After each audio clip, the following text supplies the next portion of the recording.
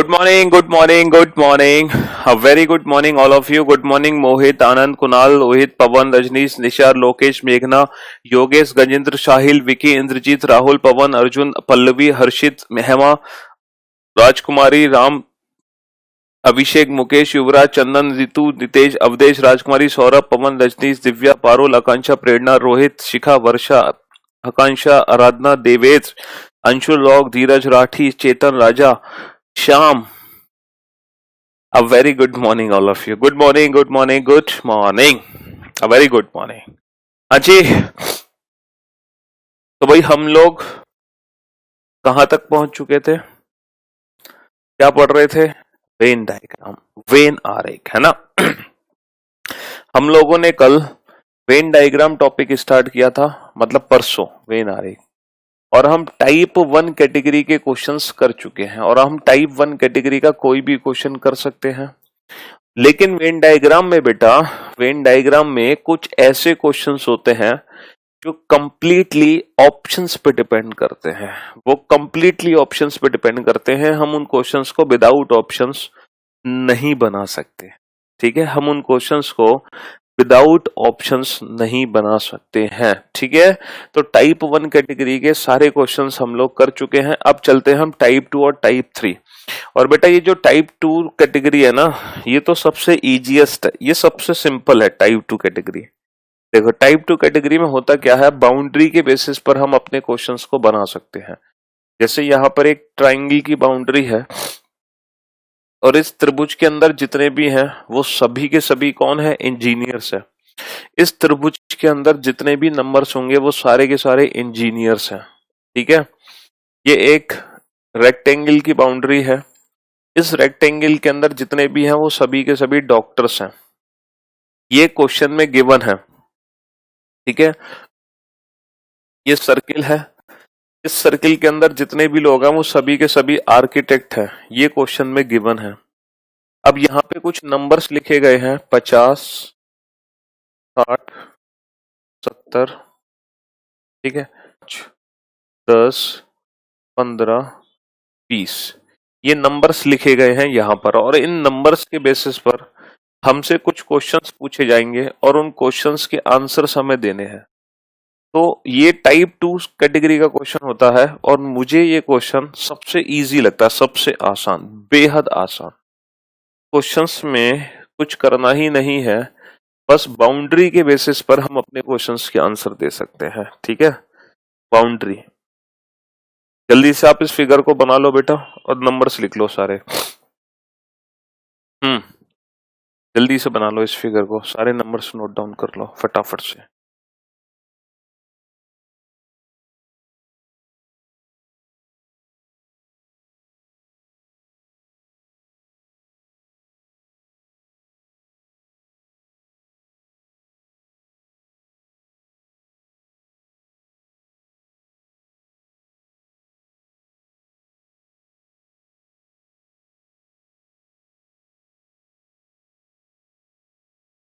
हाँ जी, बना लिया फिगर.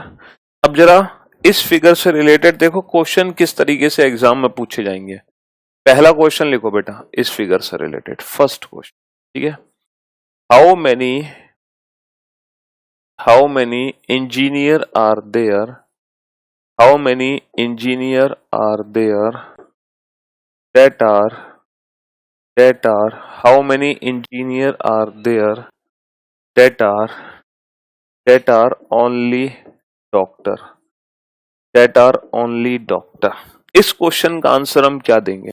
हिंदी में क्या लिखेंगे बेटा? हिंदी में लिखो, ऐसे कितने इंजीनियर हैं, ऐसे कितने इंजीनियर हैं, ऐसे कितने इंजीनियर हैं, how many engineers are there, ऐसे कितने इंजीनियर्स हैं जो केवल डॉक्टर हैं, डेट आर ओनली डॉक्टर, जो केवल डॉक्टर हैं. ऐसे कितने इंजीनियर हैं जो केवल और केवल डॉक्टर हैं, डॉक्टर के अलावा कुछ नहीं है. ठीक है, हाँ जी, डॉक्टर के अलावा कुछ नहीं है, जो केवल डॉक्टर है. तो बेटा ये क्वेश्चन बाउंड्री के बेसिस पे सॉल्व होता है. ऐसे कितने इंजीनियर हैं, इंजीनियर बेटा ट्राइंगल के अंदर है, ऐसे कितने इंजीनियर हैं, जो केवल और केवल डॉक्टर है। डॉक्टर बेटा रेक्टेंगल के अंदर है, तो ऐसे कितने इंजीनियर हैं जो केवल डॉक्टर हो? तो ट्राइंगल और रेक्टेंगल का कॉमन पार्ट कितना है? सर ट्राइंगल और रेक्टेंगल का कॉमन पार्ट है 5 और 15, लेकिन हमें केवल डॉक्टर चाहिए। जो 5 है ना बेटा वो आर्किटेक्ट भी है डॉक्टर होने के साथ साथ, इसीलिए हम इस क्वेश्चन का आंसर जो देंगे वो देंगे ओनली 15। 15 केवल ऐसे इंजीनियर हैं, 15 ऐसे इंजीनियर हैं जो केवल और केवल डॉक्टर हैं। 15 ऐसे इंजीनियर हैं जो केवल और केवल डॉक्टर हैं। अच्छा अगर मान लो यही क्वेश्चन कुछ ऐसे होता, how many engineers are there, how many engineers are there that are doctor, ऐसे कितने इंजीनियर हैं जो डॉक्टर हैं। अगर मान लो क्वेश्चन कुछ ऐसे होता, ऐसे कितने इंजीनियर हैं जो डॉक्टर हैं, ऐसे कितने इंजीनियर हैं जो डॉक्टर हैं, तो इस क्वेश्चन का आंसर क्या होता? ऐसे कितने इंजीनियर हैं जो डॉक्टर हैं। इन दोनों ही क्वेश्चंस को बेटा बहुत अच्छे से समझ लो, क्योंकि एग्जाम में जो हमसे गलती होती है ना वो इन्हीं दोनों क्वेश्चन में होती है। हम अक्सर इन दोनों क्वेश्चन का आंसर एक ही दे बैठते हैं। तो बेटा ऐसे कितने इंजीनियर हैं जो डॉक्टर हैं, तो बेटा ऐसे कितने इंजीनियर हैं ट्राइंगल के अंदर और डॉक्टर है रेक्टेंगल के अंदर। अब मैं आप लोगों को एक बात बता दूं, ऐसे कितने इंजीनियर हैं जो डॉक्टर्स भी हैं। बेटा अब 5 और 15 दोनों वैल्यू ऐड होंगी और इस क्वेश्चन का आंसर आएगा 20। क्योंकि दोनों क्वेश्चन में अंतर ये है, पहले क्वेश्चन में बेटा ओनली वर्ड का यूज हो रहा था केवल डॉक्टर, लेकिन दूसरे क्वेश्चन में उसने ओनली वर्ड का यूज नहीं किया। दूसरे क्वेश्चन में उसने ओनली वर्ड का यूज नहीं किया। बस यही अंतर है इन दोनों क्वेश्चन में जो एग्जाम में हमें ध्यान देना है। पहले वाले क्वेश्चन में तो केवल डॉक्टर होना चाहिए था, इंजीनियर के अलावा कोई और नहीं होना चाहिए, लेकिन दूसरे क्वेश्चन में इंजीनियर के अलावा डॉक्टर होना चाहिए, बाकी कोई और हो या ना हो उससे कोई फर्क नहीं पड़ता। तो 5 और 15 20 इस क्वेश्चन का आंसर आएगा। 20 ऐसे इंजीनियर हैं जो डॉक्टर भी हैं, समझे? How many engineer are there, how many engineers are there that are not doctor, ऐसे कितने इंजीनियर हैं जो डॉक्टर नहीं है।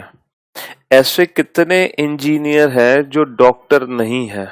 ऐसे कितने इंजीनियर हैं जो डॉक्टर नहीं है। अब आप ये बताओ ऐसे कितने इंजीनियर हैं, ऐसे कितने इंजीनियर हैं फिगर में, ऐसे कितने इंजीनियर हैं जो डॉक्टर ना हो।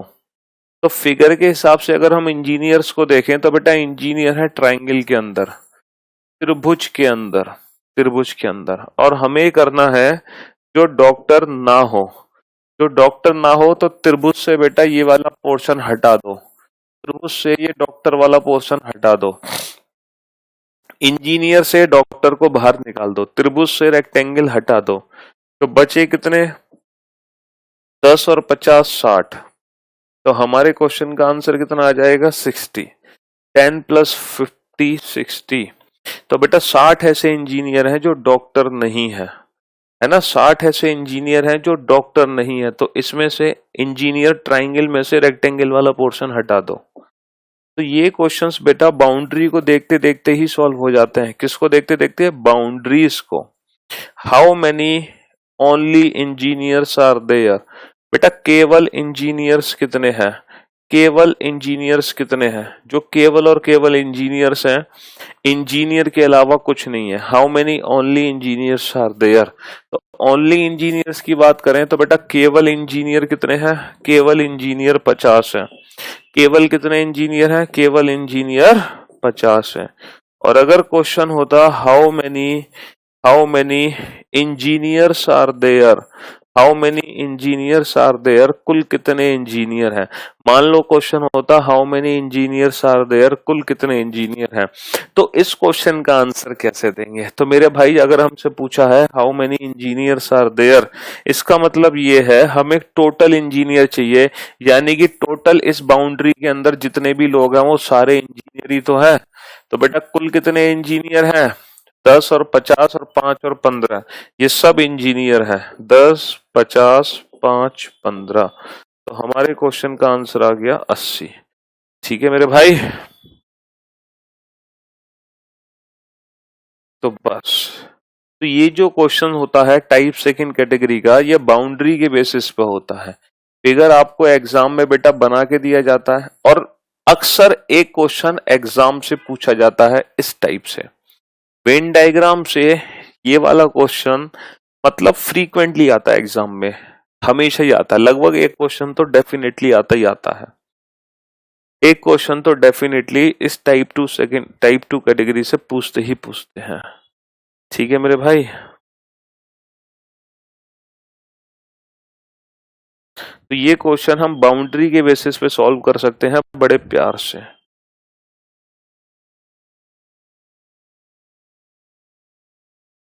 रीजनिंग को आसान क्या बना दिया, बस बेटा आप लोगों का प्यार है जिससे आप मेहनत करते हो, रीजनिंग आसान बन जाती है। चलिए एक और क्वेश्चन मैं करता हूं आपके सामने।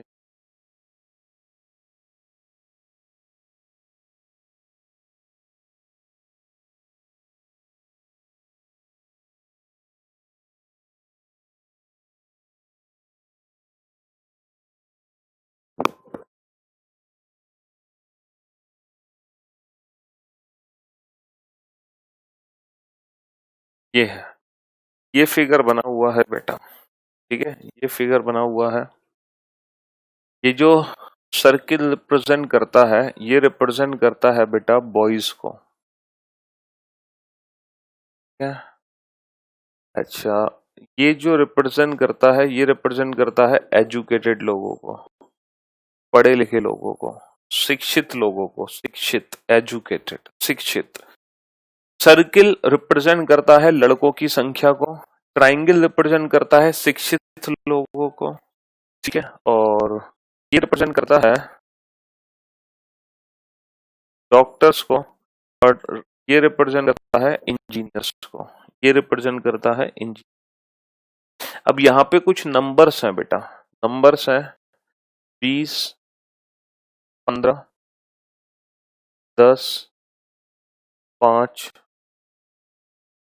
25, 30, 35, 40, 1। ये नंबर्स यहाँ पे लिखे गए हैं, ये नंबर्स यहाँ पे लिखे गए हैं, ठीक है, ये नंबर्स यहाँ पे लिखे गए हैं इस वेन डायग्राम में,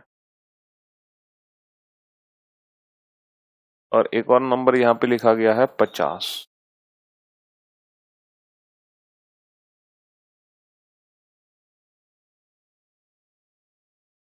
सारे नंबर्स यहाँ पे लिखे, ठीक है मेरे भाई।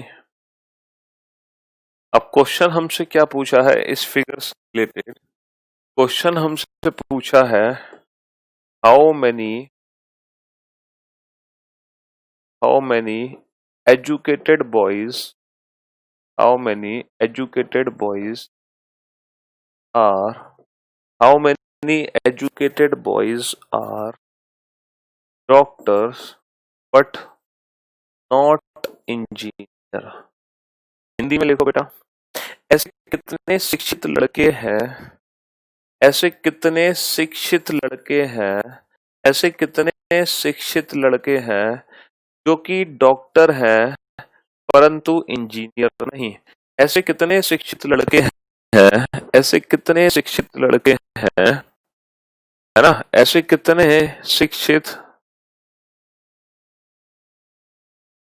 ऐसे कितने शिक्षित लड़के हैं। अच्छा, एक भाई साहब कह रहे हैं कि सर वेन डायग्राम गलत बनाया है, पता है क्यों? वो दिल पे ले गए, वो ज्यादा ही दिल पे ले गए बातों को, पता है क्यों? उन्होंने कहा सर एजुकेटेड इतने हैं, और आपने यहाँ पे 35 डॉक्टर बैठा रखे हैं, इसका मतलब ये एजुकेटेड नहीं है। हाँ बिल्कुल बेटा, ये 35 डॉक्टर वो हैं जो एजुकेटेड नहीं है। मतलब जब हम वेन डायग्राम बनाते हैं तो हम अपनी मर्जी से कुछ भी एज्यूम कर सकते हैं। ये हमारी एक दुनिया है, हमारी दुनिया में ऐसा ही है कि ये लड़के हैं, ये एजुकेटेड है, ये डॉक्टर है, ये इंजीनियर है। इसको प्रैक्टिकल लाइफ से रिलेट मत करो कि सर ये डॉक्टर भी तो एजुकेटेड होंगे, नहीं बेटा। यहाँ पर जो डेटा गिवन है हमें उसी के अकॉर्डिंग एजम्पशन करनी है, समझे? हाँ जी, तो ये जो 35 डॉक्टर है ये एजुकेटेड नहीं है, समझ गए? यस।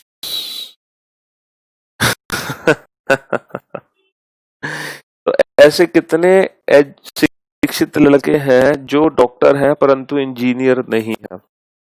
ऐसे कितने शिक्षित लड़के हैं जो डॉक्टर हैं परंतु जो डॉक्टर हैं परंतु जो डॉक्टर है परंतु इंजीनियर नहीं है? अब जो भी आंसर देना है हमें अकॉर्डिंग टू दिस फिगर देना है। ऐसे कितने एजुकेटेड लड़के हैं? तो बेटा एजुकेटेड लड़के का मतलब सर्किल और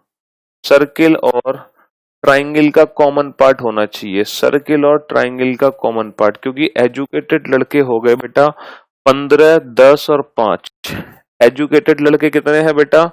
15, 10 और 5। 15 भी एजुकेटेड लड़के हैं, 10 भी एजुकेटेड है, 5 भी एजुकेटेड लड़के हैं, क्योंकि सर्किल और ट्राइंगल का जो कॉमन पार्ट है वो एजुकेटेड लड़कों को रिप्रेजेंट करेगा। तो सर्किल ट्राइंगल का कॉमन पार्ट है 15, 10, 5। लेकिन बेटा वो डॉक्टर भी होने चाहिए। अब जो डॉक्टर्स हैं बेटा वो स्क्वायर के अंदर है, तो जो स्क्वायर से बाहर है वो डॉक्टर नहीं है, तो इसका मतलब हमें 15 को हटाना पड़ेगा, क्योंकि 15 डॉक्टर नहीं है, क्योंकि हमें डॉक्टर भी चाहिए। तो बेटा डॉक्टर हो गए, ये डॉक्टर हो गए 10 और 5, ये दोनों डॉक्टर हैं, लेकिन वो इंजीनियर भी नहीं होने चाहिए, तो इंजीनियर वालों हटा दो बेटा। तो 5 इंजीनियर थे, इनमें से 5 को हटा दो, तो फाइनल जो आंसर बचा हमारा 10 बचा। तो इस क्वेश्चन का आंसर कितना आएगा? 10। आप फिगर देख सकते हो, यही 10 वो है एजुकेटेड बॉय जो सिर्फ डॉक्टर हैं, इंजीनियर नहीं है।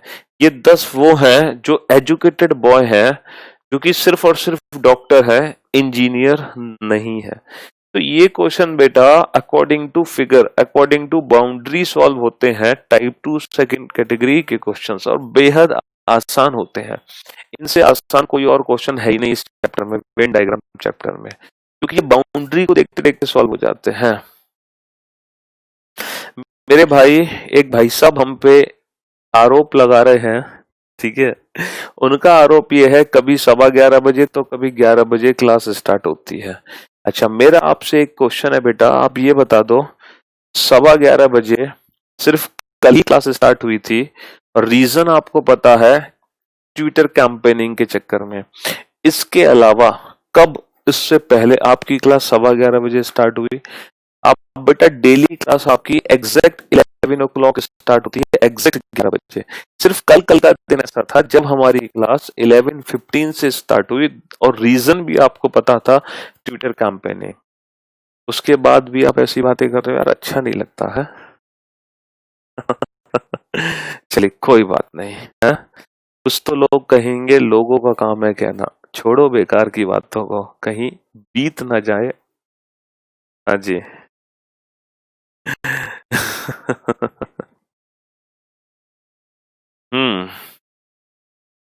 चलिए साहब, हाँ आई नो वेरी वेल, आप हमारे साथ हो, ऊपर नीचे होता है तो आपको कभी कोई प्रॉब्लम नहीं होती है, तभी तो हम आपसे इतना प्यार करते हैं, तभी तो हम भी आपके लिए इतना एफर्ट लगाते हैं। तो ये जो टाइप 2 कैटेगरी का क्वेश्चन है बेटा, ये तो बहुत इजी क्वेश्चन थे, बहुत सिंपल क्वेश्चन, ठीक है। अब मैं नहीं समझता कि मैं और क्वेश्चन की प्रैक्टिस कराऊं, बस काफी हो गया। अब चलते हैं मेन हम टाइप 3 में। ये है बहुत इंटरेस्टिंग, ये इंटरेस्टिंग है बेटा, और ये कंप्लीटली मैथ्स का पार्ट है, ये कंप्लीटली मैथ्स का पार्ट है। किसका पार्ट है बेटा? कंप्लीटली मैथ्स का पार्ट है ये, ठीक है। लेकिन इस मैथ्स में से जो रीजनिंग में आएगा ना बेटा, इस मैथ्स में से एक भाई साहब पूछ रहे हैं कि सर आपने 40 क्यों नहीं ऐड किया? तो मेरे भाई 40 हमने इसलिए ऐड नहीं किया क्योंकि 40 जो है ना वो एजुकेटेड नहीं है। देखो 40 जो है वो, सॉरी 40 जो है वो लड़के नहीं है, लड़के, बॉय। बेटा ये जो 40 है ना, ये लड़के नहीं है, लड़के सिर्फ सर्किल के अंदर आ रहे हैं, और हमें लड़के ही चाहिए। तो बेटा 40 सर्किल से बाहर है, 40 लड़के नहीं थे, इसीलिए हमने 40 को काउंट नहीं किया, ठीक है। हाँ, तो मैं ये बता रहा था, ये जो टाइप 3 है ना बेटा, ये जो टाइप 3 है, ये मैथ्स का पार्ट है। अब इस मैथ्स में से जो रीजनिंग में आएगा वो मैं आपको करा दूंगा। इस मैथ्स में से जो जो रीजनिंग के अंदर है वो हम कर लेंगे, और जो रीजनिंग से बाहर है, जो मैथ्स में है, वो हम मैथ्स में ही पढ़ेंगे। ठीक है, तो ये हम मैथ्स में पढ़ते हैं। परसेंटेज चैप्टर में कुछ ऐसे क्वेश्चंस होते हैं जो वेन डायग्राम से सॉल्व होते हैं, शायद आपने किए हो या आपको कराए जाएंगे, तो वो आप मैथ्स में कवर करोगे, डेफिनेटली कवर करोगे। फिलहाल मैं आपको जो रीजनिंग में कवर होगा वो मैं आपको करा देता हूं। ठीक है, सेट थ्योरी बोलते हैं, सेट थ्योरी। देखो क्वेश्चन लिखो, टाइप थर्ड, टाइप थर्ड का सबसे पहला क्वेश्चन लिखो बेटा। अच्छा, क्वेश्चन सारे हम शॉर्ट फॉर्म में लिखेंगे, क्वेश्चन सारे हम शॉर्ट फॉर्म में लिखेंगे। एक क्लास में हिंदी बोलने वाले छात्रों की संख्या है 70%। 70% छात्र ऐसे हैं जो हिंदी बोलते हैं। अंग्रेजी बोलने वाले छात्रों की संख्या है 50%, और हिंदी और अंग्रेजी दोनों बोलने वाले छात्रों की संख्या है 20%। तो आप ये बताओ, कक्षा में ऐसे कितने छात्र हैं जो केवल और केवल हिंदी ही बोल पाते हैं? कक्षा में ऐसे कितने छात्र हैं जो केवल और केवल अंग्रेजी ही बोल पाते हैं? यदि कक्षा में कुल छात्रों की संख्या 500 है, ठीक है मेरे भाई, तो ये शॉर्ट फॉर्म में मैंने डेटा लिख दिया, मैंने कंप्लीट इंफॉर्मेशन नहीं लिखी। ठीक है, मैंने कंप्लीट इंफॉर्मेशन नहीं लिखी, मैंने शॉर्ट फॉर्म में क्वेश्चन लिखा है, और आप भी इस क्वेश्चन को शॉर्ट फॉर्म में ही नोट डाउन करोगे। ये नहीं कि आप पूरी लैंग्वेज बना डालो, आप भी इस क्वेश्चन को शॉर्ट फॉर्म में नोट डाउन करोगे, और मुझे उम्मीद है कि आपने कर लिया होगा। लिख लिया शॉर्ट फॉर्म में क्वेश्चन, बहुत बढ़िया। अब आप बोर्ड पर ध्यान से देखो। ठीक है मेरे भाई, हाँ जी। हिंदी अंग्रेजी, हिंदी अंग्रेजी, देखो बेटा, ये जो परसेंटेज वाले क्वेश्चन होते हैं, ये जो सेट थ्योरी वाले क्वेश्चन होते हैं, ये सेट थ्योरी के क्वेश्चन हम वेन आरेख बना के करते हैं। अगर 2 लैंग्वेज 2 सब्जेक्ट का क्वेश्चन है तो उसका वेन डायग्राम बनेगा कुछ इस तरीके से। 3 लैंग्वेज का क्वेश्चन है तो इसका वेन डायग्राम बनेगा कुछ ऐसे। अगर 4 लैंग्वेज का क्वेश्चन है तो बेटा वो रीजनिंग में कभी नहीं आएगा। 4 लैंग्वेज वाला क्वेश्चन रीजनिंग में कभी नहीं आता, आ सकता है तो मैथ्स में आ सकता है, वो आप मैथ्स में पढ़ लेना। तो यहां पर आप सिर्फ 2 और 3 वेन डायग्राम वाले क्वेश्चन सॉल्व करोगे। ठीक है, 2 और 3 वेन डायग्राम वाले क्वेश्चन। ठीक है, तो 2 के लिए हमेशा ये वाला फिगर बनेगा, 3 के लिए हमेशा ये वाला फिगर बनेगा, इस बात का याद रखना। देखो यहाँ पे 2 सब्जेक्ट हैं बेटा, एक सब्जेक्ट हिंदी और एक सब्जेक्ट है अंग्रेजी। ठीक है मेरे भाई, हाँ जी। बस आप ये बता दो, कुल हिंदी बोलने वाले छात्रों की संख्या कितनी है? 70%। तो बेटा ये हिंदी वाला जो सर्किल है ना, ये वाला सर्किल, ये टोटल सर्किल कितने प्रतिशत का है? ये टोटल सर्किल है 70%, क्योंकि हिंदी बोलने वाले छात्रों की संख्या 70%, अंग्रेजी बोलने वाले छात्रों की संख्या 50। तो बेटा ये जो टोटल सर्किल है ना, ये टोटल सर्किल है 50 का, ये टोटल सर्किल है 50% का। ठीक है भाई, अब ये बताओ, हिंदी और अंग्रेजी दोनों बोलने वाले छात्रों की संख्या कितनी है? 20। सबसे पहले ना हम इनके बीच का कॉमन पार्ट फिल करते हैं, बीच का कॉमन पार्ट। तो हिंदी अंग्रेजी बोलने वाले छात्रों की संख्या कितनी है? 20। अब मुझे एक बात बताओ कि हिंदी का टोटल सर्किल 70 का है, 70 में से 20 आ गया बेटा, बचा कितना? 50। अंग्रेजी का टोटल है बेटा 50, 50 में से 20 आ गया, बचा कितना? 30। तो मेरे भाई केवल हिंदी बोलने वाले कितने हैं? 50%। किसका 50%? 500 का, यानी कि 250। अच्छा, अंग्रेजी बोलने वाले कितने हैं? 30%। 30% कितना? 500 का। 500 का 30% कितना हो गया बेटा? 150। तो 250 बच्चे हिंदी बोलते हैं, केवल हिंदी, और 150 बच्चे केवल अंग्रेजी बोलते हैं। ठीक है, तो 2 लैंग्वेज वाला क्वेश्चन हम इस तरीके से एग्जाम में बना सकते हैं, बड़े प्यार से बना सकते हैं, बहुत प्यार से। ठीक है, बेहद प्यार से हम ये 2 लैंग्वेजेस का क्वेश्चन एग्जाम में बना सकते हैं।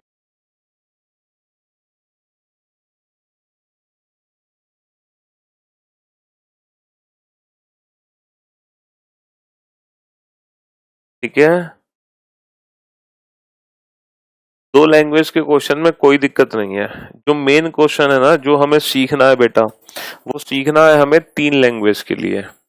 2 लैंग्वेज तो बहुत ही आसान होता है, हमें जो सीखना है एग्जैक्टली ये वेन डायग्राम, वो सीखना है। 3 लैंग्वेज का क्वेश्चन अगर पेपर में आ जाए, तब हम उस क्वेश्चन को कैसे सीखेंगे। अगर 3 लैंग्वेज का क्वेश्चन एग्जाम में आ जाए तो वो क्वेश्चन हम कैसे 3 लैंग्वेज का क्वेश्चन एग्जाम में आ जाए।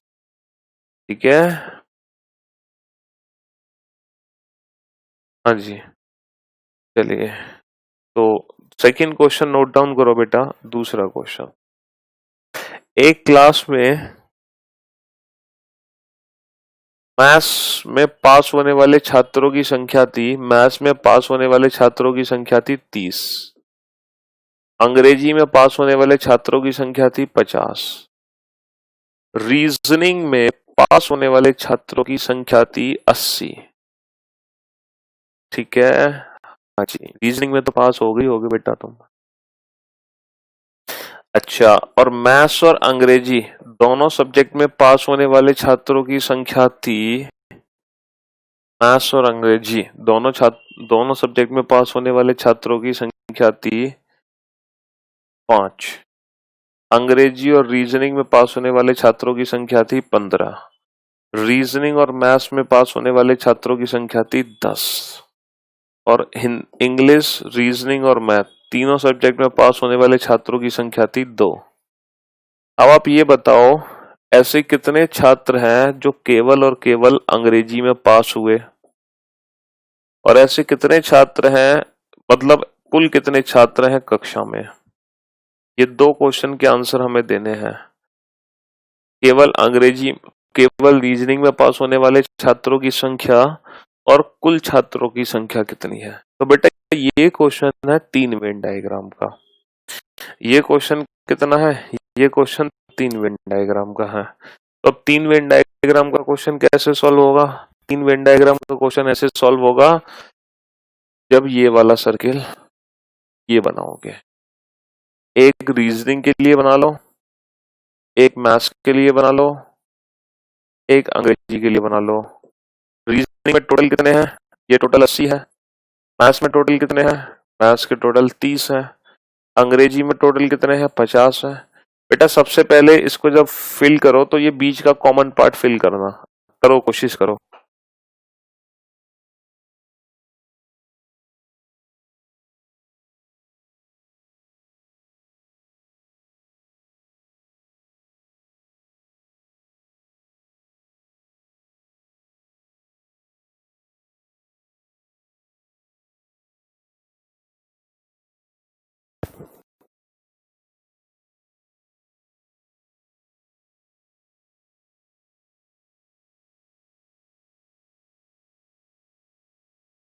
अभी तो हम पास हुए छात्रों से फेल हुए छात्रों के बारे में पता करेंगे, तो मजा आएगा। अल्टीमेट जो मजा आएगा ना इन क्वेश्चंस में बेटा, वो मजा आएगा जब हम पास हुए छात्रों से फेल हुए छात्रों के बारे में पता करेंगे। अच्छा,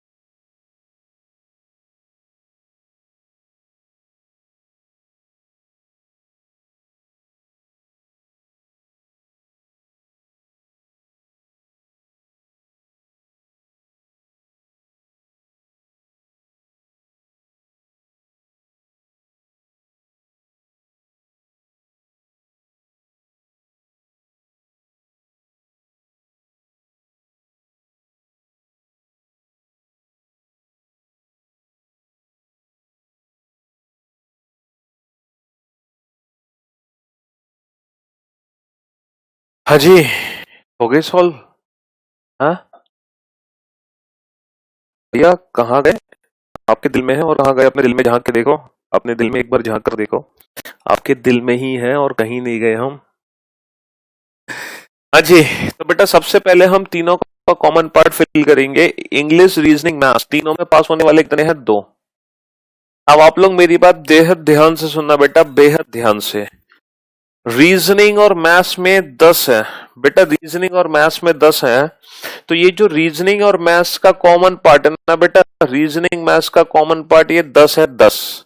इस 10 में से बेटा 2 यहाँ पे आ चुका है, तो गलती से भी आप यहाँ पे 10 मत लिख देना, यहाँ पे आएगा 8। क्योंकि रीजनिंग मैथ्स ये टोटल वैल्यू 10 है बेटा, ये टोटल वैल्यू 10 है। बहुत सारे स्टूडेंट ने क्या किया, रीजनिंग मैथ्स यहाँ पे 10 लिख दिया।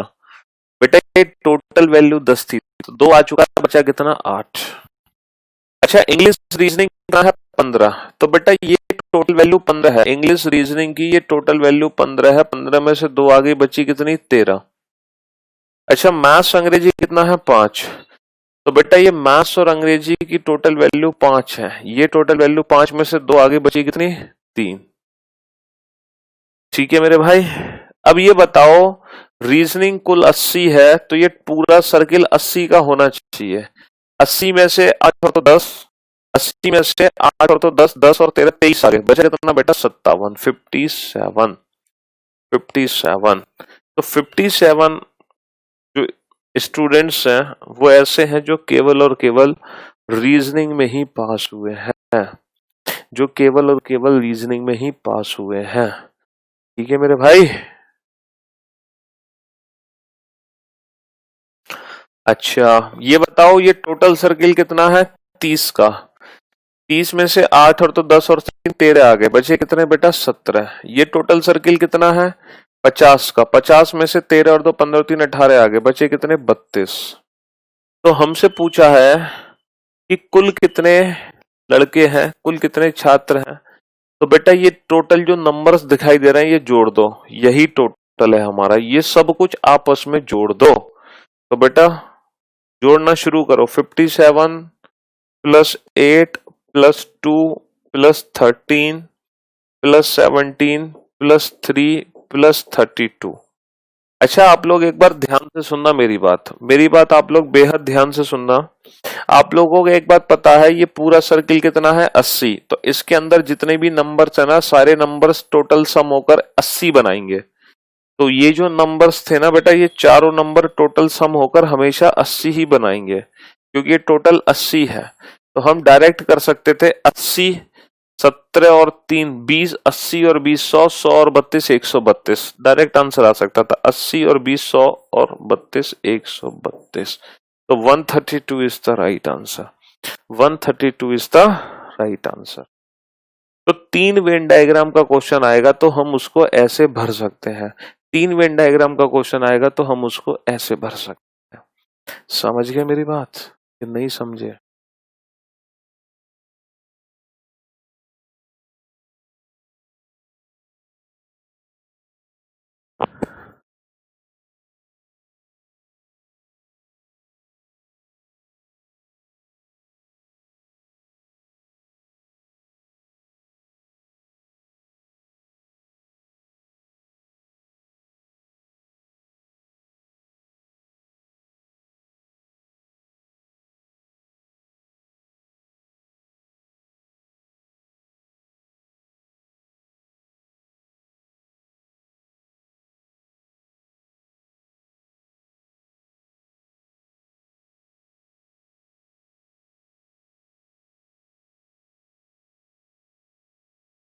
हम्म।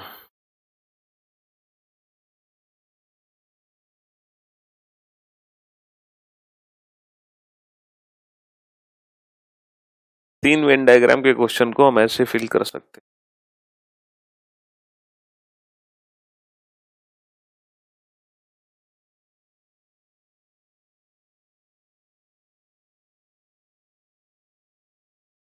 चलिए एक और क्वेश्चन लिखिए बेटा। Question number 3।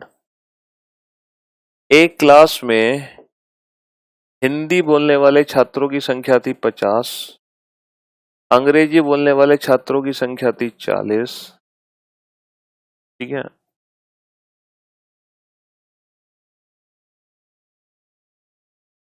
अंग्रेजी बोलने वाले छात्रों की संख्या थी 40 और पंजाबी बोलने वाले छात्रों की संख्या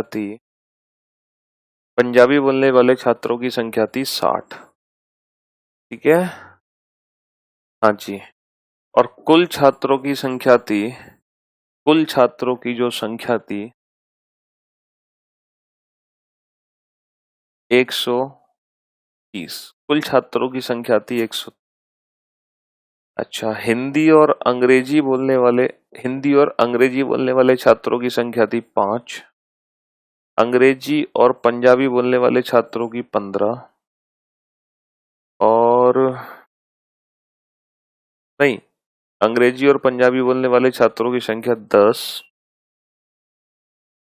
और पंजाबी और अंग्रेजी बोलने वाले छात्रों की संख्या 5।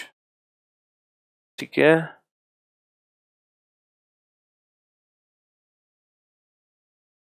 पांच नहीं, यहाँ पे कर लो आप 10।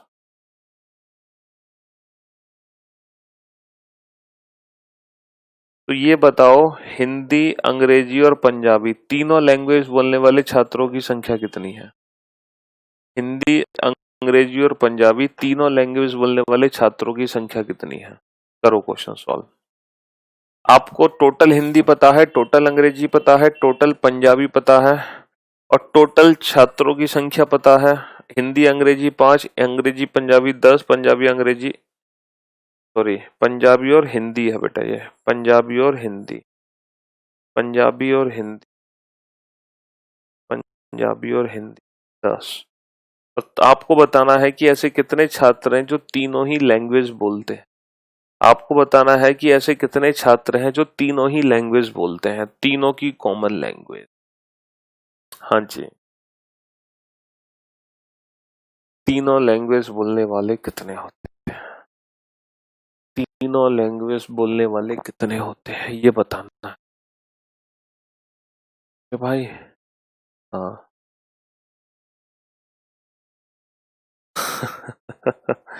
देखो, अब आप लोग मेरी बात ध्यान से सुनना और ध्यान से समझने की कोशिश करना कि जो हमारा टोटल होता है ना, टोटल, उसकी वैल्यू होती है तीनों सब्जेक्ट, हिंदी प्लस अंग्रेजी प्लस पंजाबी, और माइनस कर दो बेटा दो दो सब्जेक्ट, हिंदी अंग्रेजी, अंग्रेजी पंजाबी, पंजाबी और हिंदी, और प्लस ऐड कर दो तीनों लैंग्वेज को, हिंदी, पंजाबी और अंग्रेजी। ये होता है हमारा टोटल। तो टोटल वैल्यू कितनी है बेटा? 130। 130 इक्वल टू कितना हो गया? 50, 40, 60। ठीक है, माइनस कर दो 5, 10, 10 प्लस तीनों लैंग्वेज बोलने वाले आ गए। तो 130, 50, 50 और 40, 90 और 60, 150। 150 में से 25 माइनस कर दिया तो 125 प्लस EPH। तो तीनों लैंग्वेज बोलने वाले बेटा कितने आ गए? तीनों लैंग्वेज बोलने आ गए 5। तीनों लैंग्वेज बोलने वाले 5 निकल कर आ गए। और इसका हम वेन डायग्राम से कैसे बनाते बेटा? हिंदी, अंग्रेजी और पंजाबी, वेन डायग्राम से हम प्रूफ कर सकते हैं। हिंदी वाले कितने हैं? 50, अंग्रेजी वाले 40 और पंजाबी वाले कितने हैं? 60। हम वेन डायग्राम से प्रूफ कर सकते हैं बेटा। तीनों बोलने वाले कितने हैं? तीनों बोलने वाले 5 हैं। हिंदी और अंग्रेजी 5, हिंदी और अंग्रेजी 5, 5 ऑलरेडी है तो इसका मतलब 0। इंग्लिश पंजाबी 10, इंग्लिश पंजाबी 10, 5 है तो यहाँ पे 5। पंजाबी हिंदी 10, पंजाबी हिंदी 10, 5 है तो 5। अच्छा, 5 और 5 10, ये कितना बचा? 40। 5 और 5 10, ये कितना बचा? 30। 5 10 15, ये कितना बचा? 15। 60 में से 15 माइनस कर दो बेटा, 45।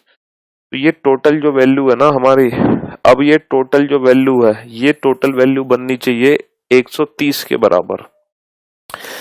तो 40 और 30 70, मतलब ये टोटल वैल्यू कितनी होगी? 50। 50 और 30 80, 80 और 50 130, 130। तो बस हमने वेन डायग्राम से प्रूफ कर दिया, हालांकि इस क्वेश्चन में वेन डायग्राम की जरूरत नहीं थी। इस क्वेश्चन में वेन डायग्राम की जरूरत नहीं थी, क्योंकि जो टोटल होता है वो हम इस तरीके से फाइंड आउट कर सकते हैं। जो टोटल होता है वो हम इस तरीके से फाइंड आउट कर सकते हैं। ठीक है मेरे भाई? हाँ जी।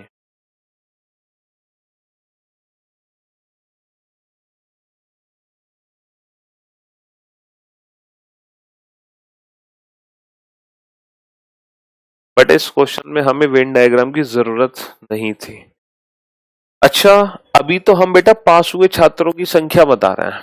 अब मजा तो तब आएगा जब हम फेल हुए छात्रों की संख्या बताएंगे। अभी तो हम सिर्फ पास हुए छात्रों की संख्या बता रहे हैं, अब मजा आएगा जब हम फेल हुए छात्रों की संख्या बताएंगे। तो एक क्वेश्चन लिखो बेटा, काफी इंटरेस्टिंग क्वेश्चन रहेगा। अब आपको, अब ध्यान से सुनना मेरी बात, ठीक है? एक क्लास में टोटल पास हुए जो छात्र हैं बेटा, टोटल पास हुए छात्रों की संख्या है 150। टोटल 150 छात्र पास हुए हैं, जिसमें से इंग्लिश में पास होने वाले छात्रों की संख्या कितनी है? 30। हिंदी में पास होने वाले छात्रों की संख्या कितनी है? 50। और मैथ्स में पास होने वाले छात्रों की संख्या कितनी है? 80। ध्यान से समझना इस क्वेश्चन को। अंग्रेजी और हिंदी में पास होने वाले छात्रों की संख्या कितनी है? 5। हिंदी और मैथ्स में छात्रों की पास होने वालों की संख्या 15। और मैथ्स और अंग्रेजी में पास होने वाले छात्रों की संख्या 10। और अंग्रेजी, मैथ्स और हिंदी में पास होने वाले छात्रों की संख्या है 2। ठीक है? इस डेटा को आप लिख लो बेटा, ठीक है? इस डेटा को लिख लो। ये पास हुए छात्रों का डेटा दे रखा है हमें। किसी कक्षा में टोटल पास हुए छात्र है 150।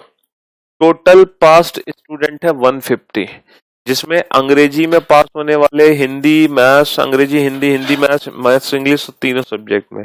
ये जो डेटा दिया हुआ है हमें बेटा, ये पास हुए छात्रों का दिया है। किसका दिया है? पास हुए छात्रों का डेटा है, पास हुए छात्रों का। अच्छा, यहां पर हमने एक चीज गलत लिख दी है, सॉरी। ये पास्ट स्टूडेंट 150 नहीं है बेटा, ये पास्ट स्टूडेंट नहीं है, ये लिखो टोटल स्टूडेंट। कक्षा में कुल छात्र है 150। कक्षा में कुल छात्र 150 है। कक्षा में कुल छात्र 150 है। कक्षा में कुल छात्र 150 है। ठीक है, कुल छात्र कितने हैं? 150। अब हमसे क्वेश्चन क्या पूछा है? हमसे क्वेश्चन ये पूछा है, how many students are there? How many students are there? How many students are there? Are there that failed? How many students are there that failed only in maths and Hindi? Hindi, Hindi. Question लिखो बेटा, कुल ऐसे कितने छात्र हैं, कुल ऐसे कितने छात्र हैं जो केवल मैथ्स और हिंदी में फेल हुए? कुल ऐसे कितने छात्र हैं, कुल ऐसे कितने छात्र हैं जो केवल मैथ्स और हिंदी में फेल हुए? कुल ऐसे कितने छात्र हैं जो केवल मैथ्स और हिंदी में फेल हुए? कुल ऐसे कितने छात्र हैं जो केवल मैथ्स और हिंदी में फेल हुए? कुल ऐसे कितने छात्र हैं जो केवल मैथ्स और हिंदी में फेल हुए? अब आप लोग मेरी बात बेहद ध्यान से सुनना। मैं आपको आंसर मत दो इस क्वेश्चन का, मैं आपको कुछ इंटरेस्टिंग फैक्ट बताने जा रहा हूं। वेन डायग्राम में जो पास और फेल हुए छात्रों का मतलब होता है वो एग्जैक्टली क्या होता है? देखो मेरे भाई, बचपन से हम क्या पढ़ते थे, बचपन से हम क्या सुनते थे कि कुल छात्रों की संख्या होती है पास हुए छात्र प्लस फेल हुए छात्र, यही तो होती है कुल छात्रों की संख्या। लेकिन इस वेन डायग्राम टॉपिक में ये कंसेप्ट यूज नहीं होता, ये कंसेप्ट यूज नहीं होता। अब आप पूछोगे क्यों नहीं होता? देखो बेटा, बचपन में हम पास हुए छात्रों को वो मानते थे जो तीनों सब्जेक्ट में या सारे सब्जेक्ट में पास हो जाए, लेकिन यहाँ पर ऐसा नहीं है। पूछो क्यों? यहाँ पर तीनों सब्जेक्ट में पास होने वाले छात्र सिर्फ 2 हैं, तो इसका मतलब ये थोड़ी कि कुल 2 ही छात्र पास हुए हैं। यहाँ पर अगर कोई बच्चा सिर्फ एक सब्जेक्ट में पास है तो वो भी पास हुआ छात्र कहलाएगा। देखो, अंग्रेजी में 30 पास हुए तो बेटा ये पास हुए छात्र कहला रहे हैं, हिंदी में 50, मैथ्स में 80। तो कहने का मतलब है वेन डायग्राम टॉपिक में अगर कोई बच्चा किसी एक सब्जेक्ट में भी पास हो रहा है तो वो हमेशा पास हुआ छात्र कहलाएगा। तो इसीलिए यहाँ पर ये वाला कंसेप्ट यूज नहीं होता। यहाँ पर पास हुए छात्रों का मतलब वो नहीं है जो सारे सब्जेक्ट में पास हो तभी पास है और जो किसी एक में फेल तो फेल, यहाँ पर ऐसा नहीं है। ठीक है मेरे भाई। अच्छा एक चीज और, सर हमें फेल हुए छात्रों के बारे में कुछ भी नहीं पता, तो हम इस क्वेश्चन का आंसर कैसे दे सकते हैं? तो मेरे भाई आपको टेंशन लेने की जरूरत नहीं है, आप इस क्वेश्चन का वेन डायग्राम बना दो, पास हुए छात्रों का वेन डायग्राम बना दो और उस वेन डायग्राम से आप इस क्वेश्चन को 2 सेकंड में सॉल्व कर सकते हो, विद इन 2 सेकंड। सिर्फ आप वेन डायग्राम बना दो जल्दी से, पास हुए छात्रों का वेन डायग्राम बना दो। कैसे बनेगा? 3 सब्जेक्ट है बेटा, पहला सब्जेक्ट है अंग्रेजी, दूसरा सब्जेक्ट है हिंदी, तीसरा सब्जेक्ट है मैथ्स। अंग्रेजी में पास होने वाले कितने हैं? 30। हिंदी में पास होने वाले कितने हैं? 50। और मैथ्स में पास होने वाले कितने हैं? 80। ठीक है, हाँ जी। अच्छा तीनों में पास होने वाले कितने हैं? 2। अंग्रेजी और हिंदी में कितने हैं? 5। 5 में से 2 इधर आगे बचे कितने? 3। हिंदी मैथ्स में कितने हैं? 15। हिंदी मैथ्स 15, 2 आगे बचे कितने? 13। मैथ्स इंग्लिश 10, 10 में से 2 आगे बचे कितने? 8। अब ये बताओ बेटा अंग्रेजी में टोटल 30 है, 3 और 2 5, 5 और 8 13, 13 आ गए, 30 में से 13 माइनस कर दो, 30 में से 10 20, 20 में से 3 17। अच्छा टोटल हिंदी 50 है, 3 और 2 5 18, 50 में से 18 माइनस कर दो 32। टोटल मैथ्स 80 है, 8 और 2 10 और 13 23, 80 में से 23 माइनस कर दो 57। ठीक है, तो ये वेन डायग्राम हमने भर दिया, वेन डायग्राम आप सभी ने भर दिया। अब हमसे पूछा है ऐसे कितने छात्र हैं जो केवल और केवल मैथ्स और हिंदी में फेल हो रहे हैं। अब ये आंसर कैसे दें, क्योंकि हमें तो फेल हुए छात्रों के बारे में कुछ पता ही नहीं है। ठीक है, कुछ नहीं पता ना, नहीं पता। अब इस क्वेश्चन को हम प्रैक्टिकली सोचने की कोशिश करेंगे कि ये हमसे पूछना क्या चाह रहा है। देखो मेरे भाई, हमारे पास 3 सब्जेक्ट हैं, एक रीजनिंग, एक मैथ्स और एक हिंदी। आप हमेशा इन तीनों सब्जेक्ट को लिख, सॉरी, हमारे पास 3 सब्जेक्ट हैं, अंग्रेजी, हिंदी और मैथ्स। तो जो भी 3 सब्जेक्ट दे रखे हैं आप उन तीनों सब्जेक्ट को लिख लेना। ठीक है, अब ये बताओ हमसे पूछना क्या चाह रहा है? हमसे ये पूछना चाह रहा है that failed only in maths and Hindi. हमें केवल मैथ्स और हिंदी में फेल करना है, हमें केवल मैथ्स और हिंदी में फेल करना है। किसमें फेल करना है बेटा? केवल मैथ्स और हिंदी में। तो यानी कि अगर हम इस कंडीशन का यूज यहाँ पे करें तो हमें केवल मैथ्स और हिंदी में फेल करना है, तो बेटा मैथ्स में फेल करना है और हिंदी में फेल करना है। हम केवल फेल बेटा मैथ्स और हिंदी में कर सकते हैं। इसका मतलब हमें अंग्रेजी में क्या करना पड़ेगा? हमें अंग्रेजी में पास करना पड़ेगा, क्योंकि केवल फेल वो मैथ्स और हिंदी में है, अंग्रेजी में हमें पास करना पड़ेगा। इसका मतलब केवल मैथ्स और हिंदी में फेल होने वाले वो छात्र हैं जो केवल और केवल अंग्रेजी में पास हुए, और केवल अंग्रेजी में पास होने वाले कितने हैं? 17। इसीलिए इस क्वेश्चन का आंसर कितना आ जाएगा? 17। पैरों तले जमीन खिसक गई ना।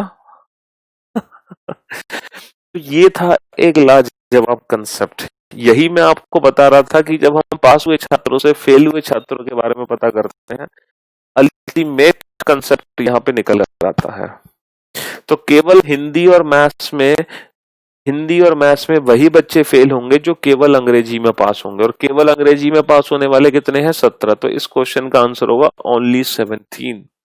अब आप कह रहे होगे कि सर मैथ्स और हिंदी में फेल, सर मैथ्स और हिंदी, सर हिंदी में तो ये भी फेल हुए हैं, लेकिन बेटा हमें केवल मैथ्स और हिंदी में फेल चाहिए। ये जो हिंदी में फेल हुआ है ये हिंदी के साथ साथ बेटा अंग्रेजी में भी फेल है। ये जो मैथ्स में फेल हुए हैं ये मैथ्स में फेल होने के साथ साथ अंग्रेजी में भी फेल है, लेकिन हमें केवल और केवल फेल करना है हिंदी और मैथ्स में। और केवल हिंदी और मैथ्स में फेल करोगे तो उसका मतलब ये वो छात्र हैं जो केवल अंग्रेजी में पास हुए, और केवल अंग्रेजी में पास 17, तो 17 आंसर आ गया। ठीक है।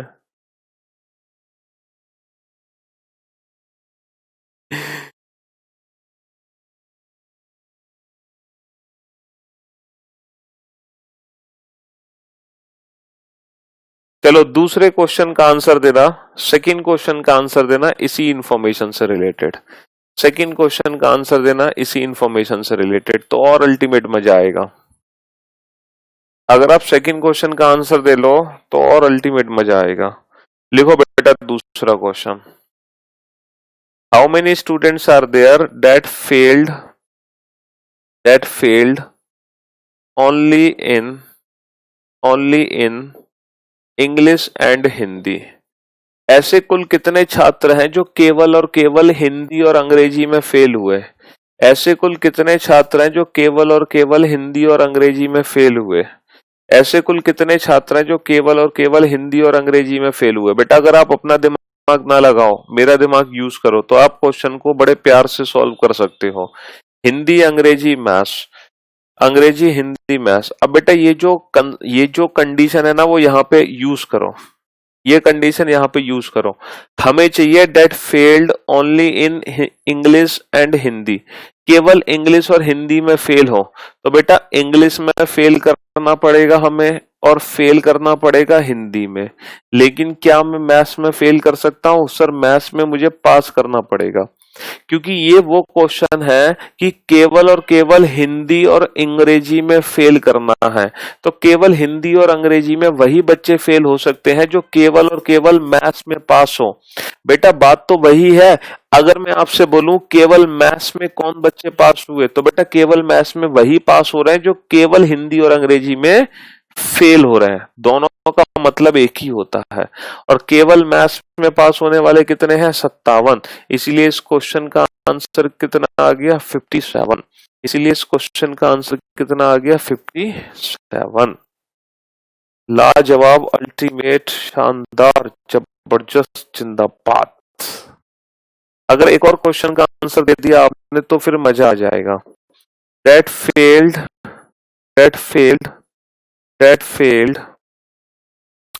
failed only in English। केवल अंग्रेजी में फेल होने वाले कितने छात्र हैं? केवल अंग्रेजी में। अरे बेटा टोटल 150 क्यों है? हैव सम पेशेंस, बताएंगे बेटा टोटल 150 क्यों है, घबराओ मत। That failed only in English, केवल अंग्रेजी में फेल होने वाले कितने छात्र हैं? केवल अंग्रेजी में फेल। तो आप बेटा क्या करोगे? आप ये बना लो इंग्लिश, हिंदी और मैथ्स, और जो कंडीशन में रखी है उसको यहाँ पे अप्लाई कर दो। हमसे पूछा है केवल अंग्रेजी में फेल कर दो। अब मुझे एक बात बताओ, केवल अंग्रेजी में फेल कर दो, केवल अंग्रेजी में फेल कर दो साहब, अंग्रेजी में फेल कर दो केवल। तो हिंदी और मैथ्स में क्या करना पड़ेगा?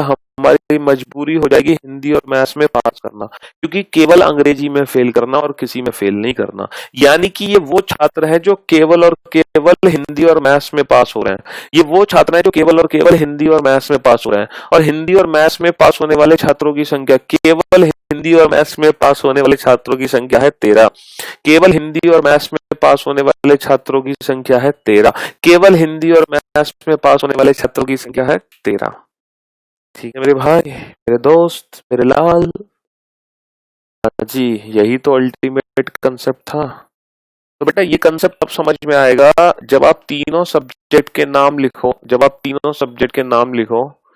और जो कंडीशन है उसको यूज करो। अच्छा कुछ बच्चे गलत आंसर दे बैठे हैं, वो इसलिए आंसर दे बैठे हैं, उन्होंने इस क्वेश्चन का आंसर दे दिया दैट फेल्ड इन इंग्लिश। अगर मान लो ये क्वेश्चन होता बेटा अंग्रेजी में फेल होने वाले छात्र कितने हैं, देखो इस क्वेश्चन में और इस क्वेश्चन में फर्क है। अगर मैं आपसे पूछूं अंग्रेजी में फेल होने वाले छात्र कितने हैं, तो बेटे मेरे भाई अंग्रेजी में पास होने वाले कुल कितने थे? 30। इन 30 के अलावा तो कोई अंग्रेजी में पास नहीं हुआ। तो बेटा 150 में से 30 कम कर दो तो ऑब्वियस सी बात है 120 अंग्रेजी में फेल हो गए। भैया अंग्रेजी में टोटल कितने पास हुए? 30। टोटल में से 30 घटा दो तो 120 ऐसे हैं टोटल जो अंग्रेजी में फेल हो रहे हैं। ये वो है जो अंग्रेजी के साथ साथ किसी और में भी फेल हो जा रहे हैं। लेकिन केवल अंग्रेजी में फेल कितने हुए? मतलब जो अंग्रेजी में ही फेल हो, अंग्रेजी के अलावा किसी और में फेल ना हो, तो वो सिर्फ 13 है। अब आप कह रहे होगे सर 32 भी तो अंग्रेजी में फेल है। बेटा ये जो 32 है ना वो अंग्रेजी में फेल होने के साथ साथ मैथ्स में भी फेल हो गए, इसीलिए इनको हम जोड़ेंगे नहीं। आप कहोगे सर ये 57 भी तो अंग्रेजी में फेल है। बेटा ये अंग्रेजी में फेल होने के साथ साथ ये हिंदी में भी फेल्ड है। लेकिन हमें चाहिए केवल अंग्रेजी में फेल, तो केवल अंग्रेजी में वही फेल होगा जो केवल हिंदी मैथ्स में पास होगा, और केवल हिंदी मैथ्स में कितने पास हो रहे हैं? 13। तो यही वो छात्र हैं जो केवल अंग्रेजी में फेल हो रहे हैं, बाकी किसी और में फेल नहीं हो रहे, बाकी किसी और में फेल नहीं हो रहे। अब आप ये सोच रहे हो कि सर जब हमने ये टोटल किया तो टोटल जो पास्ड स्टूडेंट हमारे निकले, टोटल जो पास्ट स्टूडेंट हमारे निकले वो निकले 132, जबकि यहाँ पर है 150। तो बेटा ये जो 18 स्टूडेंट है ये कौन है? ये 18 कौन है? 150 में से 132 माइनस करो 18। क्या ये 18 वो है जो टोटल फेल्ड स्टूडेंट है? नहीं मेरे भाई, ये 18 वो है जो तीनों सब्जेक्ट में फेल हुए। ये 18 वो है जो तीनों सब्जेक्ट में फेल हुए। ये 18 वो है जो टोटल फेल नहीं है बेटा, ये तीनों सब्जेक्ट में फेल होने वाले हैं। कैसे? मैं आपके कंसेप्ट क्लियर करता हूं। देखो, अगर हमारे पास 3 सब्जेक्ट हैं, इंग्लिश, हिंदी और मैथ्स। अब बोर्ड पर ध्यान से देखना और ध्यान से सुनना। बेटा पास और फेल के कितने कॉम्बिनेशन हो सकते हैं? टोटल हो सकते हैं कितने कॉम्बिनेशन? देखो, हो सकता है अंग्रेजी में पास हो, हिंदी मैथ्स में फेल हो सकता है हिंदी में पास हो, अंग्रेजी मैथ्स में फेल हो सकता है मैथ्स में पास हो, इंग्लिश इंग्लिश और हिंदी में फेल हो सकता है सर इंग्लिश और हिंदी में पास हो, मैथ्स में फेल हो सकता है सर हिंदी और मैथ्स में पास हो, इंग्लिश में फेल हो सकता है इंग्लिश और मैथ्स में पास हो, हिंदी में फेल हो सकता है सर तीनों सब्जेक्ट में पास हो हो सकता है सर तीनों सब्जेक्ट में फेल हो। तो बेटा इतने कॉम्बिनेशन बनते हैं, कितने? 1 2 3 4 5 6 7 8, ये टोटल 8 कॉम्बिनेशन बनते हैं पास और फेल से रिलेटेड। आप इन 8 कॉम्बिनेशन को चाहो तो लिख सकते हो। अब ये बताओ बेटा पहले कॉम्बिनेशन का नाम क्या है? पहले कॉम्बिनेशन का पास है, नाम है जो केवल इंग्लिश में पास हुए, केवल अंग्रेजी में पास हुए। पहले कॉम्बिनेशन का नाम है जो केवल अंग्रेजी में पास हुए, या फिर हम बोल सकते हैं केवल हिंदी और मैथ्स में, केवल हिंदी और मैथ्स में फेल, केवल हिंदी और मैथ्स में फेल। बेटा दोनों का मीनिंग बिल्कुल एक ही है। पहले कॉम्बिनेशन को हम दो तरीके से पढ़ सकते हैं, पहले कॉम्बिनेशन को हम दो तरीके से पढ़ सकते हैं। ये वो छात्र हैं जो केवल अंग्रेजी में पास हो रहे हैं, या फिर ये वो छात्र हैं जो केवल हिंदी और मैथ्स में फेल हो रहे हैं, जो केवल हिंदी और मैथ्स में फेल हो रहे हैं। अच्छा, इसी प्रकार आप इस कॉम्बिनेशन को पढ़ के दिखाना। इसको क्या पढ़ोगे? ये वो छात्र है जो केवल और केवल हिंदी में पास हो रहे हैं, केवल और केवल हिंदी में पास हुए छात्र हैं। और इसको हम बोल सकते हैं ये वो छात्र हैं जो केवल और केवल इंग्लिश और मैथ्स में, केवल इंग्लिश और मैथ्स में फेल है, जो केवल इंग्लिश और मैथ्स में फेल हो रहा है ना। अच्छा बताओ इस कॉम्बिनेशन को क्या पढ़ोगे? ये वो छात्र हैं जो केवल हिंदी और मैथ्स में पास हो रहे हैं, या फिर ये वो छात्र हैं जो केवल इंग्लिश में फेल हो रहे हैं। तो हम हर कॉम्बिनेशन को बेटा दो तरीके से पढ़ सकते हैं। हम पास हुए छात्रों की तरफ से भी पढ़ सकते हैं और फेल हुए छात्रों की तरफ से भी पढ़ सकते हैं, हर कॉम्बिनेशन से। अब पुराने वाले क्वेश्चन को याद करने की कोशिश करो बेटा। पुराने वाले क्वेश्चन में कुल पास हुए छात्रों की संख्या 132 थी। तो मेरे दोस्त, मेरे भाई, मेरे लाल, जो 132 थी ना, वो कुल पास हुए छात्रों की संख्या थी, यानी कि यहां से लेकर यहां तक ये टोटल 132 था। कुल पास हुए छात्रों में ये सारे जुड़ गए, क्योंकि टोटल पास स्टूडेंट का मतलब था वो चाहिए जो केवल अंग्रेजी में भी, केवल हिंदी, केवल मैथ्स, या केवल दो या फिर तीनों सब्जेक्ट में पास। तो ये कुल पास हुए छात्रों की संख्या थी, जबकि वहां पर टोटल स्टूडेंट कितने थे? 150। टोटल का मतलब है बेटा ये टोटल हमारे पास कितने थे? 150। अब मैंने जब 150 में से 132 कम किया तो बचे कितने? 18। तो बेटा वो 18 कौन से बचे? वो 18 बचे तीनों सब्जेक्ट में फेल होने वाले छात्र। वो 18 बचे तीनों सब्जेक्ट में फेल होने वाले छात्र। मजा आ गया सर, अल्टीमेट, गजब, जिंदगी में ऐसा कंसेप्ट नहीं सोचा था। चलिए बहुत बढ़िया। तो ये है बेटा फाइनल कंसेप्ट, पास और फेल हुए छात्रों का रिलेशन। अगर मैं टोटल फेल हुए छात्र पूछूं ना बेटा, तो टोटल फेल हुए कैसे निकलेंगे? टोटल छात्रों में से तीनों सब्जेक्ट में पास होने वाले छात्र घटा दो, टोटल छात्रों में से तीनों सब्जेक्ट में पास होने वाले छात्र घटा दो, तो टोटल फेल हुए छात्रों की संख्या निकल आएगी। टोटल फेल में कुछ जुड़ जाएगा, ठीक है। ये कंसेप्ट आज तक नहीं पढ़ा था, हाँ आज पढ़ लिया ना। वो इसीलिए क्योंकि आज तक हमारे माइंड में पास और फेल था, जबकि यहाँ पर पास अलग है। यहाँ पर पास है किसी एक सब्जेक्ट में पास वो भी पास, दो में पास वो भी पास, तीनों में पास वो भी पास। यहाँ पर पास इंडिविजुअल है।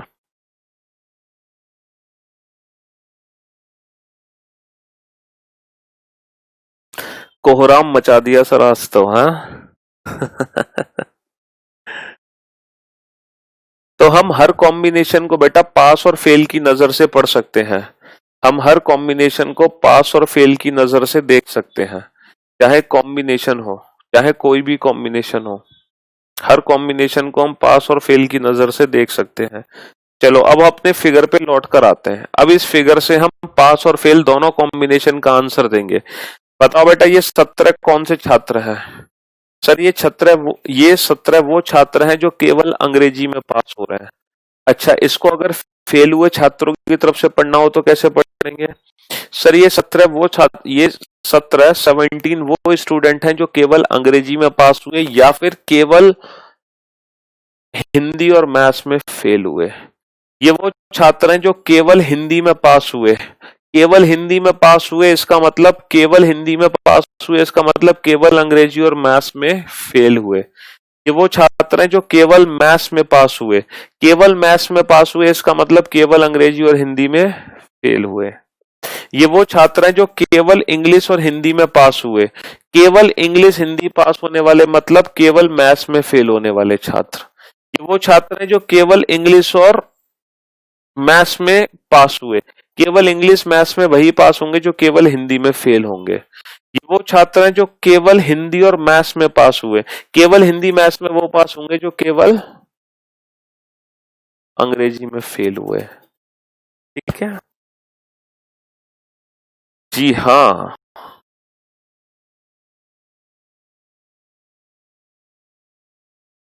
तो बेटा ये जो वेन डायग्राम हम बनाते हैं ये पास और फेल दोनों का वेन डायग्राम होता है। ये पास और फेल दोनों का ही वेन डायग्राम होता है। ये जरूरी नहीं कि सिर्फ पास हुए छात्रों के बारे में बता पाओगे, आप इसी वेन डायग्राम से फेल हुए छात्रों के बारे में बता सकते हो, अगर ये सारे कॉम्बिनेशन आपके दिमाग में है तो। बस आपको ये सोचना है कि हम किस कॉम्बिनेशन की बात कर रहे हैं। इन 8 में से कोई एक क्वेश्चन पेपर में आएगा, बस आप देख लेना कि आप किस कॉम्बिनेशन की बात कर रहे हो। बेटा 120 पता है क्या था? 120 ये था कि कुल अंग्रेजी में फेल होने वाले छात्र कितने हैं। तो बेटा कुल अंग्रेजी में कितने फेल होंगे? तो अंग्रेजी में कुल पास हुए कितने हैं? 30। और 150 टोटल छात्र हैं, तो 150 में से 30 को माइनस कर दोगे तो 120 वो छात्र हैं जो कुल अंग्रेजी में फेल हो रहे हैं। यानी कि वो अंग्रेजी में फेल होने के साथ साथ किसी और में भी फेल हो रहे हैं, उससे हमें कोई फर्क नहीं पड़ता, लेकिन अंग्रेजी में पक्का 120 फेल हो गए, क्योंकि पास ही 30 हुए हैं टोटल अंग्रेजी में।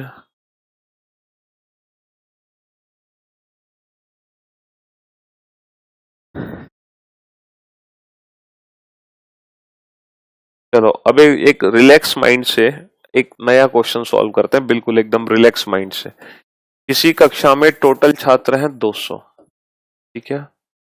अच्छा 200 हैं, जिसमें से मैथ्स में पास होने वाले छात्र हैं, मैथ्स में पास होने वाले छात्र हैं, मैथ्स में पास होने वाले छात्र हैं 100। इंग्लिश में पास होने वाले टोटल छात्र दे रखे हैं 50।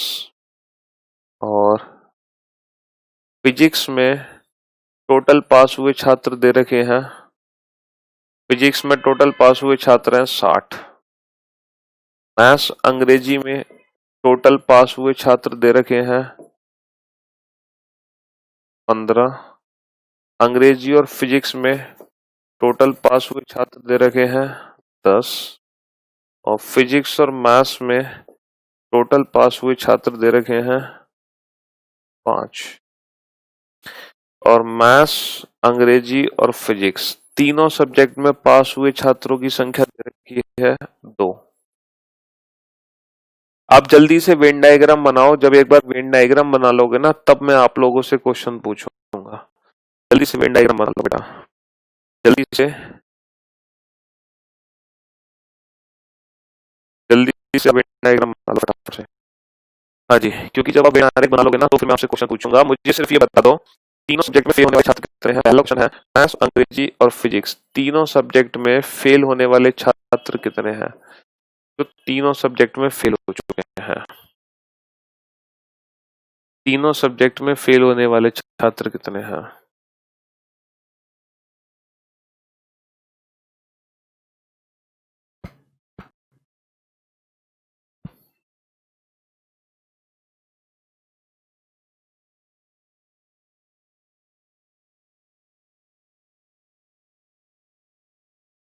मैथ्स, इंग्लिश, फिजिक्स 100, 50 और 60। 100, 50, 60 तीनों के कितने हैं? तीनों के हैं 2।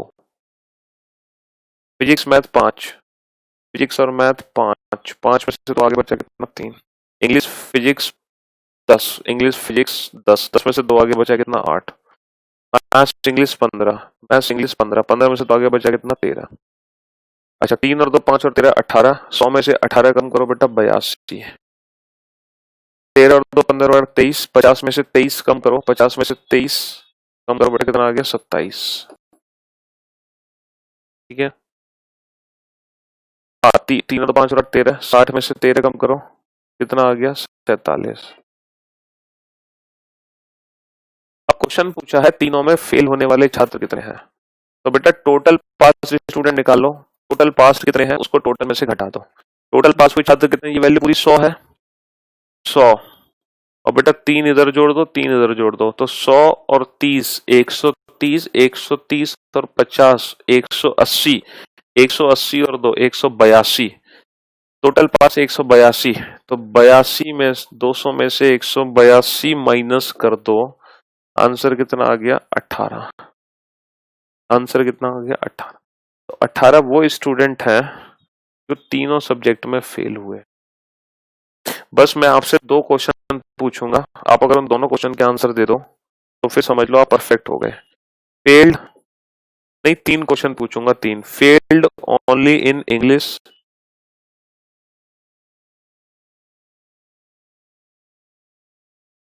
Failed only in English, failed in English, और एक और question, failed only in English and Hindi, failed only in English and Hindi, failed only in English and Hindi,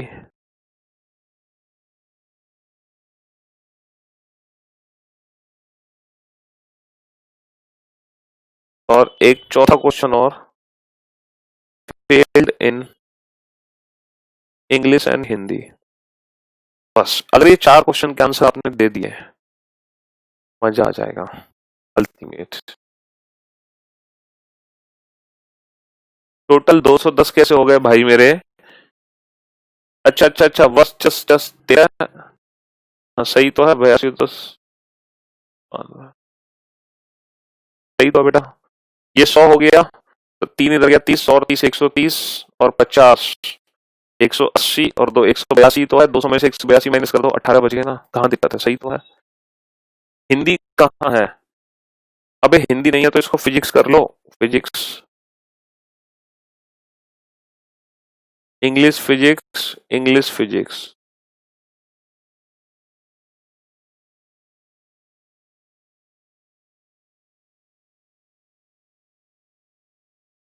अगर आपने इन चारों क्वेश्चन के आंसर दे दिए ना इस पास हुए वेन डायग्राम से, तो अल्टीमेट मजा आ जाएगा।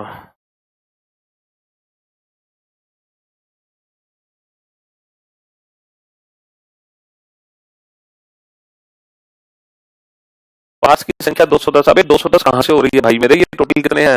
ये टोटल 182 है, 210 नहीं है, 182। 210 कहां से हो रही है भाई? अबे कहां से हो रही है 210?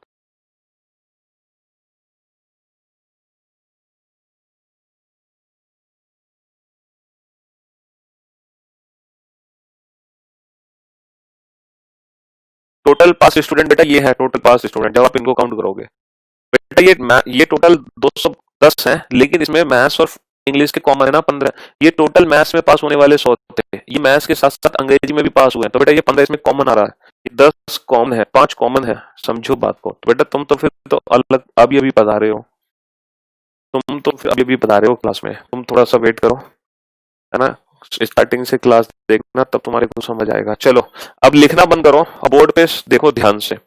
अब लिखना बंद कर दो, अब बोर्ड पर ध्यान से देखो बेटा, लिखना बंद कर दो, लिखना बंद कर दो, बोर्ड पर ध्यान से देखो, बिल्कुल लिखना बंद कर दो, बोर्ड पर ध्यान से देखो। दूसरा क्वेश्चन है failed only in English, failed only in English.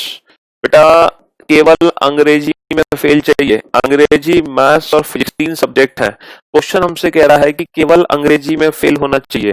अगर केवल अंग्रेजी में फेल है, इसका मतलब मैथ्स और फिजिक्स में पास है। तो ये वो छात्र हैं जो केवल मैथ्स और फिजिक्स में पास हो रहे हैं, और केवल मैथ्स और फिजिक्स में पास होने वाले छात्रों की संख्या है 3। तो बेटा इस क्वेश्चन का आंसर 3 आ जाएगा।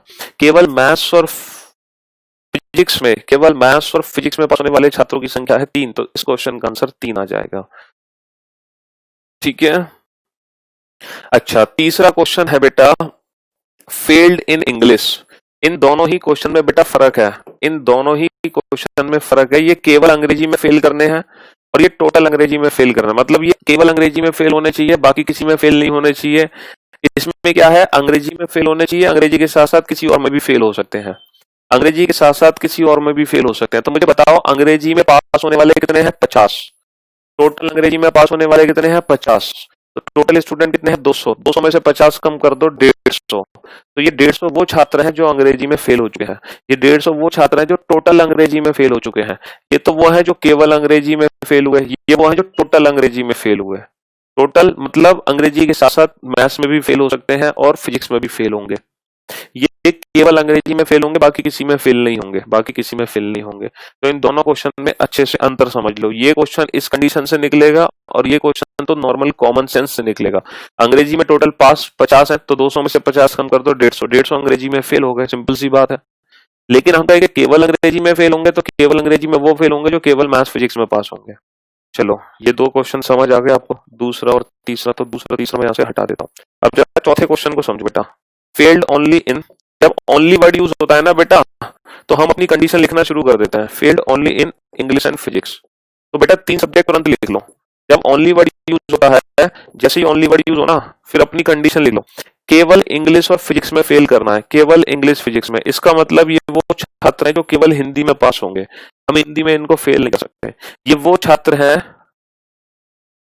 अच्छा maths, sorry maths maths maths maths maths maths, हाँ ये वो छात्र हैं जो केवल मैथ्स में पास होंगे, और केवल मैथ्स में पास होने वाले कितने हैं? 82। तो इस क्वेश्चन का आंसर आ जाएगा 82। इस क्वेश्चन का आंसर आ जाएगा 82। और सबसे आखिरी question, question number 5, failed in English and physics. अब बेटा इंग्लिश और फिजिक्स में फेल चाहिए, इंग्लिश फिजिक्स में फेल चाहिए, लेकिन इंग्लिश फिजिक्स के साथ साथ, इंग्लिश फिजिक्स के साथ साथ वो मैथ्स में भी फेल हो सकते हैं। तो यहाँ पर 2 कॉम्बिनेशन है, पहला कॉम्बिनेशन केवल इंग्लिश और फिजिक्स में फेल हो, दूसरा कॉम्बिनेशन तीनों में फेल हो। तो बेटा केवल इंग्लिश फिजिक्स में फेल होने वाले कितने हैं? 82। और तीनों में फेल होने वाले कितने हैं? 18। तो यहाँ पर 82 और 18 जुड़ जाएगा और इस क्वेश्चन का आंसर आ जाएगा 100।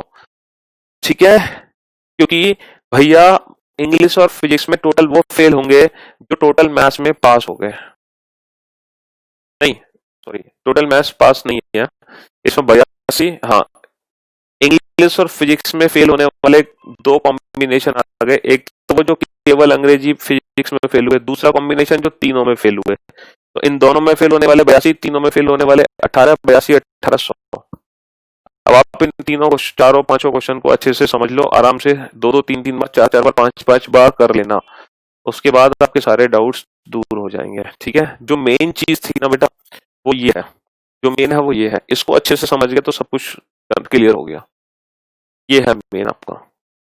चलिए साहब, तो फाइनली इस चैप्टर को हम खत्म कर चुके हैं और मुलाकात करेंगे अब आप लोगों से हम कब मुलाकात, देखो अंग्रेजी, English, physics, maths, English, physics, math हमें चाहिए इंग्लिश और फिजिक्स में फेल, तो हमें इंग्लिश और फिजिक्स में फेल करना पड़ेगा, कंफर्म है। मैथ्स के दो कॉम्बिनेशन है, मैथ्स में पास भी हो सकता है और मैथ्स में फेल भी हो सकता है, तो हमें इस क्वेश्चन के आंसर के लिए इन दोनों को जोड़ना पड़ेगा। और बेटा ऊपर वाले की वैल्यू कितनी है 82, इसकी वैल्यू कितनी है 82 क्योंकि ये केवल मैथ्स में पास थे, और इसकी वैल्यू कितनी है 18 जो तीनों में फेल है, तो 82 प्लस 18 हो गया 100। हाँ जी, चलिए साहब अब मिलते हैं आपसे कल एक न्यू चैप्टर के साथ, न्यू टॉपिक के साथ, तब तक के लिए goodbye, take care yourself, thank you so much, bye bye, love you all, take care, thank you much.